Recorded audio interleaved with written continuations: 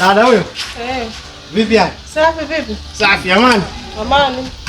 Naona dada mjasiriamali. Nipo. Dada mchekelikaji. Nipo, niambie. Dada mtu na nusu au mtu kamili? Naona. Sio poa. Shida nini? Maana soko mbwembwe hizo. Si unajua leo nina furaha dada yangu. Leo nina furaha kweli kweli. Basi njoo nikwambie, njoo. Ana mjomba.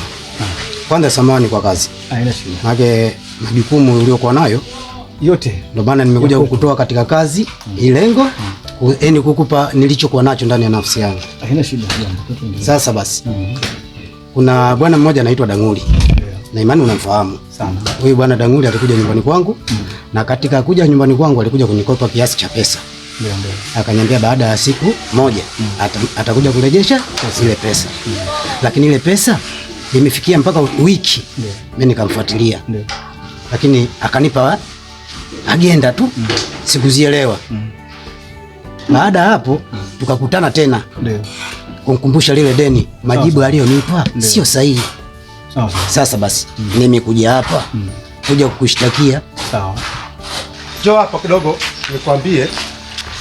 Unajua hapa kazini kwako mimi sijawahi kuja hata siku moja. Na ndio maana leo naona mgeni kuja hapa. Ni kweli. Lakini siku zote mtu aliyekuwa na macho hapotei njia. Niko sahihi kabisa. Ila mimi nimekuja bwana hapa na tatizo. Tatizo gani? Tatizo langu kubwa uniazime pesa. Na mimi pesa ninayoitaka wala sio pesa nyingi. Shilingi ngapi? Ukinisaidia shilingi 20,000 itakuwa sawa. Ukinisaidia shilingi 15,000 itakuwa sawa. Ukinisaidia shilingi 10,000 nitaongezea na mimi shilingi 5,000 yangu ili niwatumie. Sababu bila kufanya hivyo ule mzigo kule hautoki mjini. Sasa kwa. Amna. Haya ni mambo ya kusaidiana tu.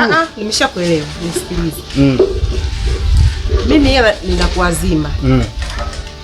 Isipokuwa. Yaani kesho kutwa. Nataka yangu. Mimi nakuahidi kesho kutwa hiyo ndio unasema wewe hiyo. Mbali. Swala kufika mzigo kutoka katika mji. Au vipi? Mteja wa kwanza baada ya kuweka ubaoni, mteja wa pili, wa tatu.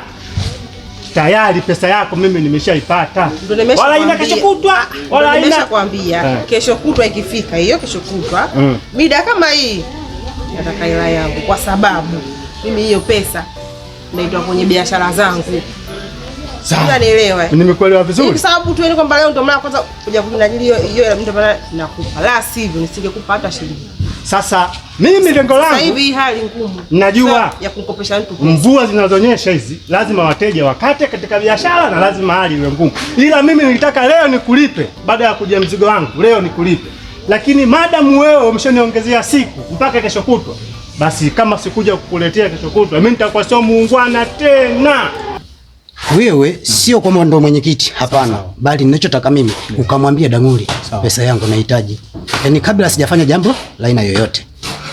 Sawa. Sitaki kwenda polisi wala kwa mwenyekiti. Ila tulipane tu kwa ustaarabu ili maisha yaende. Sawa. Kwanza niseme kwanza ninakushukuru. Ndio. Kwa vijana wa miaka hii waliopo wengi hizo busara inakuwa hakuna. Sawa.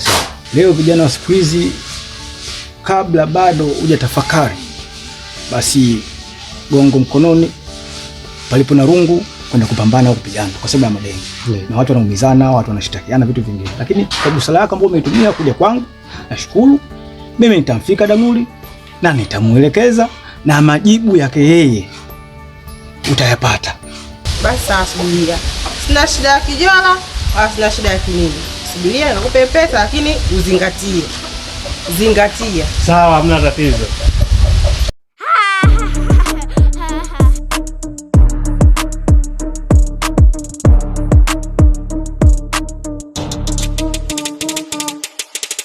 Yaani sitaki tugombane. Itajitahidi kwa hali tutengeneze hili swala.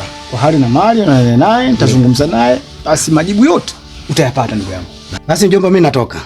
Mimi nasema asante sana. Ndio. Nashukuru. Haukunipotezea muda. Ndio. Umetumia hekima kubwa sana kwa kujali kwamba mimi mjomba wako na umri nimekupita, nafaa kukusaidia hili. Kwa hiyo sioni kama mimi nipotezea muda kwenye shughuli zangu. Asante sana mjomba. Asante kwa hiyo. Asante sana. Basi baadaye. Asante sana. Asante sana.